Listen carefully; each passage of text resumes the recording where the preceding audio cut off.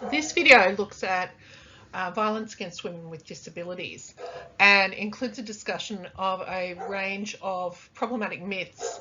that contribute to violence against women with disabilities. Unfortunately, women with disabilities and girls with disabilities are substantially more likely to suffer and survive violence than people without disabilities, and even men with disabilities. The intersectional identity of being a woman or girl with a disability is a strong contributing factor in them being targeted as victims of violence. Unfortunately, people who use violence often target victims who they perceive are less powerful. And this may include women with disabilities, women who are unable to communicate to others what has happened to them, either because of intellectual disabilities or communication disabilities or being non-neurotypical, and also often those restricted in their physical movement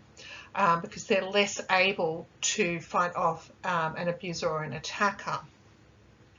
In addition, some people who are abusive enter into medical professions and may use their position as doctors or nurses to perpetrate violence and abuse against persons who are disabled or rendered unable to fight back due to medical conditions. Unfortunately, women and girls with disabilities are actually twice as likely as other women and girls to experience violence throughout their lives. Over 1/3 of women with disabilities experience some form of intimate partner violence, which is particularly problematic since many of them actually also rely on their intimate partner as their carer. And so they're particularly vulnerable to violence and particularly unable at times to leave a violent partner because they have to rely on that person to help them navigate the world. In mental health inpatient services, 45% of women who access those services had experienced sexual assault, and more than 80% of them lived in fear of being abused, due to past abuse usually, while 67% of them reported harassment during admission,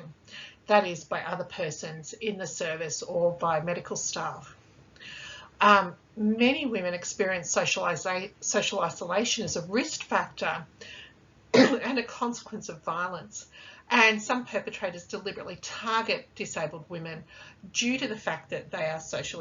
more socially isolated than persons without communication difficulties or mobility difficulties, and they may use social isolation as a form of controlling behaviour. For example, by refusing to facilitate communication, by removing assistive devices that are necessary for communication, or by refusing to assist or removing assistive devices needed for mobility purposes. And isolation can be compounded for women who live rurally and have little or no access to services to assist with disabilities and must rely even more upon a partner who may be their abuser or family members who may be abusive, or remote women who are culturally isolated, or for older women, many of whom are particularly vulnerable once disability is also part of their experience. The following are some of the myths that are told to justify violence against women with disabilities. The vast majority of these, of course, are lies, but they're used to discredit the women who are abused. Many people with disabilities report being told where they've, for example, been sexually assaulted, are often discredited by being told they're so unattractive that they would not be the subject of sexual desire, or their abuser may tell them they're so unattractive due to their disability that they should be grateful for any sexual contact. In addition, women have been told by police and others that that is the case. Persons with particular types of impairment, especially persons with intellectual and psychosocial impairments,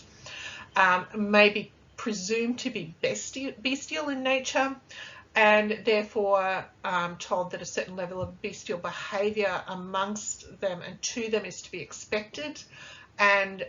they may be blamed for any sexual assaults on the basis that they are in some way less human and more likely to provoke such assaults. Others are told that persons with disabilities are less sensate than others and therefore don't suffer the same kinds of psychological and physical trauma as other victims of sexual assault, completely discounting the fact that many people with mobility impairments have same or higher levels of physical sensation as others, or in addition, those who are in fact less capable of sensation may actually have additional psychological effects caused by that as a factor for where they've been assaulted, and that may actually make them more fearful because of concern that they may not know what has happened to them fully or what may happen in the future. It's particularly horrible for some people. Another myth, again, these are all not accurate for the vast majority of people, claim that persons with certain types of impairment, again, persons with intellectual and psychosocial impairment, are promiscuous and therefore would have solicited sexual contact from their abusers, and therefore abuse against them may be discounted, tolerated, or not investigated. Persons with certain types of impairment, again with intellectual and psychosocial impairments, are often claimed to be unstable, vindictive, and likely to unjustly accuse people of perpetrating sexual violence, that they may be making things up. This also happens to some people with mental illnesses, and you'll see in evidence there are cases around that sort of thing. And in fact, it is appropriate and allowable to give warnings to juries to that effect. Persons with particular types of impairment, again, often with intellectual and psychosocial impairments or mental illnesses, may be accused of having wild imaginations, fantasies and hallucinations, and therefore that they can't be taken seriously. Even in situations where people with disabilities have a so-called normal life, they are often treated as abnormal and othered. And the late Stella Young gave a famous TED talk on this, that expectations were so low for her that she was seen as inspirational for simply living a relatively normal Australian life, despite the fact that she was a person with a disability. And that can then mean both that persons who don't live a similar life are seen as less than, or are discredited and othered continually. So this is a really problematic issue, and I urge you, if you can, to watch the video that I've linked with people talking about their experiences. It's an ongoing issue in our legal system, in that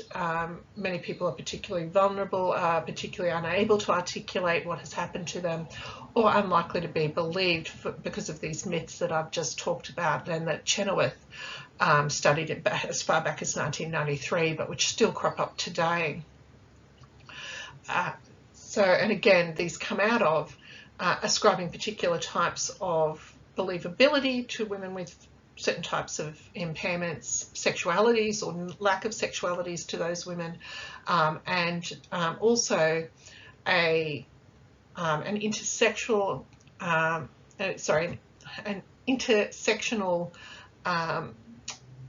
regard being given to those who care for them and or those who abuse them as being unusually good or saintly, and therefore unlikely to abuse, because of the social value attributed to women with disabilities. So have a look at the videos, and hopefully this has not been too distressing for you. I'm aware that this is a difficult